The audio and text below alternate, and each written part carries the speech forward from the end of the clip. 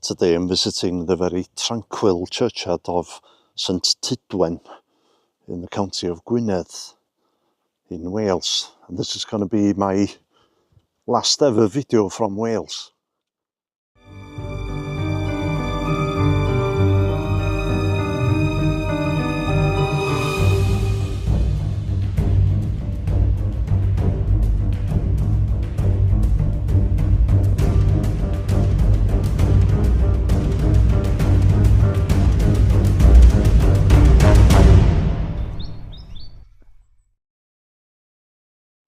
I say it's my last ever video from Wales because I'm not a big fan of the name Wales.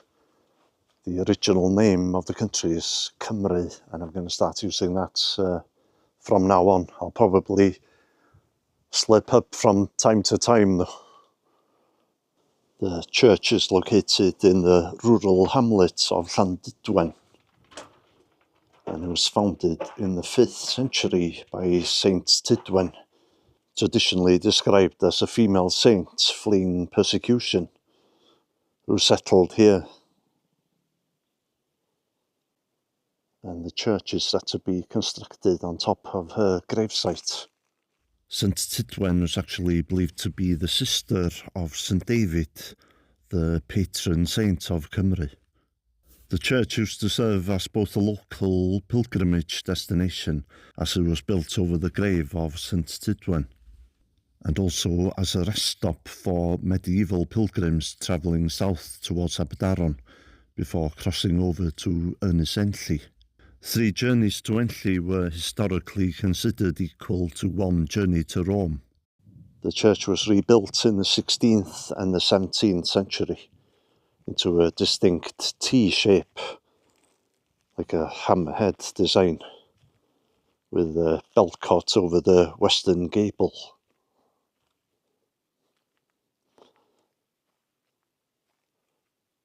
Sadly, the door is locked, but the church contains a font which is believed to be 1,000 years old. There's a prehistoric stone block in the churchyard. Can't find it, so I think it might be the stone that's located by the gate. And they believe that this was the spot where local druids used to settle village disputes, and it was later used as a mounting block for churchgoers who arrived on horseback. And there's only a small number of graves here, and they're all located in this area here. I'll take you around the back of the church anyway. Stained glass windows on the church.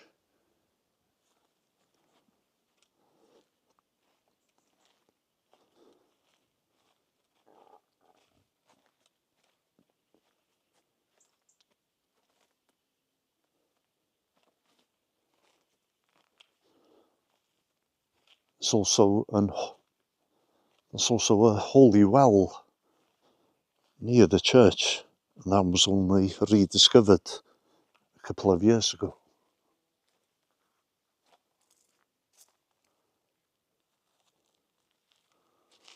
Let's see if we can see the scenery here. There's really nice scenery in this area.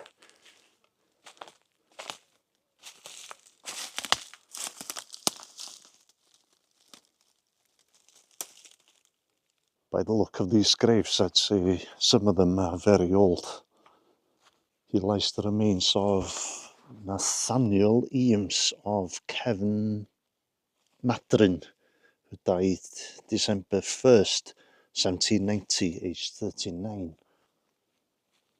In memory of Roland Eames, being 39 years an agent to the WM and JN Griffith, died 9th day of March 1803, aged 90. Member of the same family here, I'd say. Underneath lies the body of Hugh Eames, who departed this life on, can't recall the month, but 1797, aged 80. Looks like the inscription is worn off on these.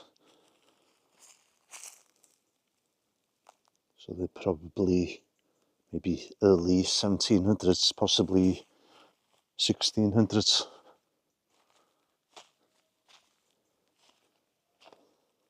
Hugh Williams died March 16th, 1884, at 73 years. Also Catherine, his bride, who died April 21st, 1889, aged 74.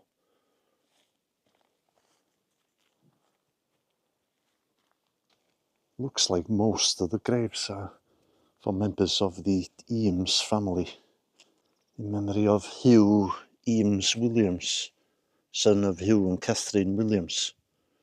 Died December 1st, 1863, at 5 years old. Let's see if we can sneak a peek inside.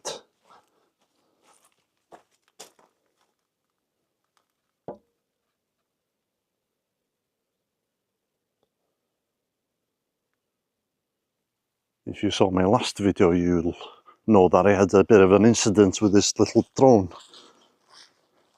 And it wasn't working afterwards after I crashed it. It seems to be working fine now.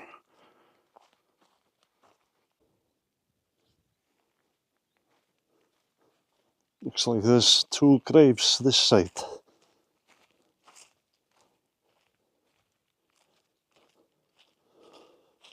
I'm not going to be able to read this.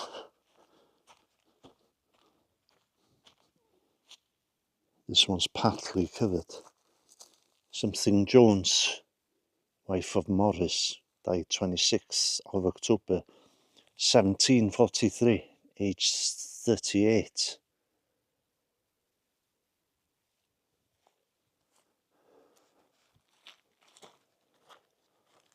Okay, bit of a short video today, I'm afraid. There's only a handful of graves here. I think it was worth the visit anyway. I love these trees here. Look at that.